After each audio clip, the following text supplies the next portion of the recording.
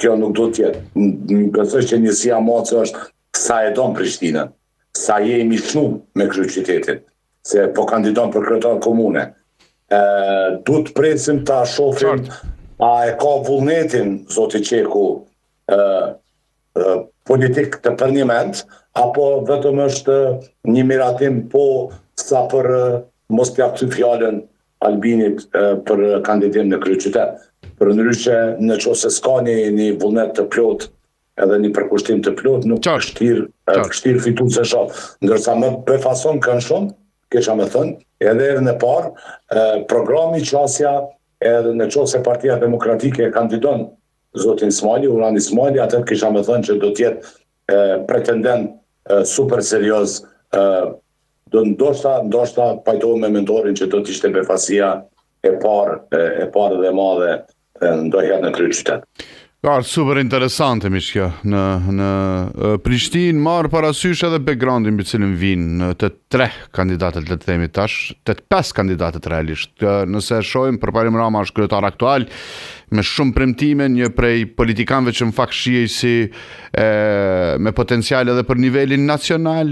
me disa probleme në qeverisje, nuk e di se si do t'i reflektojnë në garë, por natyrisht mbetet kandidaturë fuqishme. Urani Smali, nënkryetari i Partisë Demokratike të Kosovës, që bëri një super fushat në 2021, ishte pjesa më e mirë realisht e qeverisjes së Ramës, derisa ishte në koalicion PDK-ja bashkë me të, duhet ja themi këtë publikisht, dhe ka një program shumë të veçantë. Hajrullah Qeku, që po stigmatizohet në këtë fillim me faktin që është nga Prizreni, ta themi, ka një background të jashtëzakonshëm në trashëgiminë kulturore, në çështjet komunale, edhe profesional, edhe në të kaluarën, por mbi të gjitha ka një kauzë që ka shtyrë përpara, që janë lojrat gjysmë olimpike që lidhen drejt për drejt me kryeqytetin, dhe përplasit i ka pasur pikërisht me përparim Ramën dhe kryeqytetin rreth organizimeve dhe investimeve që duhet ndodhin në kryeqytet për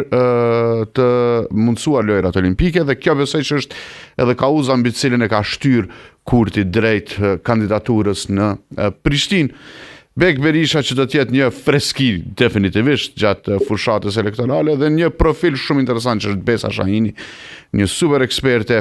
prishtinase, një vajzë nga Prishtina me shumë background profesional, që natyrisht do të jap shumë pesh garës. Kaq sa i përket garës për kryeqytet në komentimin tim të Blerimit edhe të Shalës fare shkurt,